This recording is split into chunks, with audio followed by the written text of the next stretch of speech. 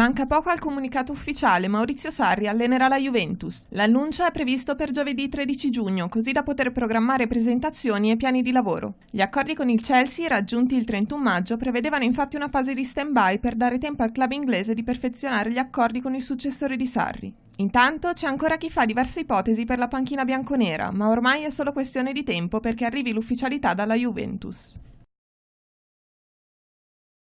Sono in programma 2 amichevoli di lusso per il Napoli che quest'estate negli Stati Uniti giocherà contro il Barcellona. I blaugrana infatti voleranno negli States per disputare 2 gare precampionato. Secondo quanto riportato dalla versione online del giornale catalano Sport, è stato raggiunto un principio di accordo per giocare il 7 e l'11 agosto con la squadra di Carlo Ancelotti. Non saranno gli unici appuntamenti di rilievo per il club partenopeo. Infatti, come già dichiarato da Aurelio De Laurentiis, il prossimo 28 luglio il Napoli giocherà contro i vincitori dell'ultima Champions League, cioè il Liverpool.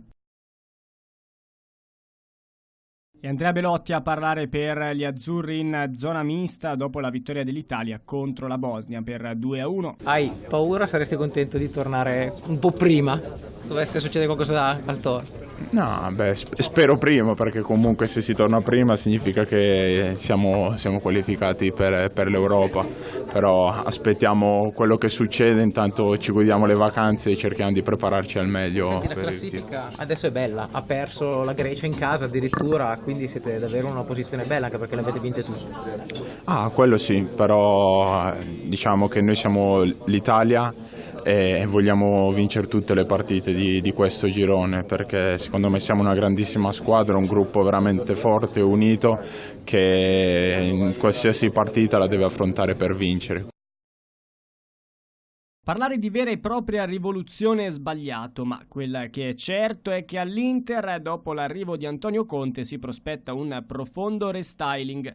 Partiamo dalle note dolenti, dalle situazioni difficili da risolvere. Su questo fronte è facile pensare a Mauro Icardi, l'attaccante argentino dopo i malumori di questa stagione, chiamarli così è decisamente un eufemismo, con molta probabilità lascerà Milano. La frattura con società e tifosi è insanabile e l'epilogo porta per forza di cose alla cessione.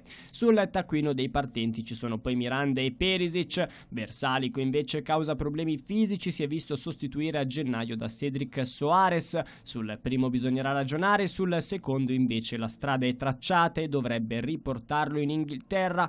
Partirà probabilmente anche João Mario, una vera e propria delusione dalle parti di Milano. Sono invece un fardello troppo pesante anche i 34 milioni di riscatto da fare avere al Monaco per Keita. Dopo 2 anni a Milano, a salutare sarà anche Borca Valero.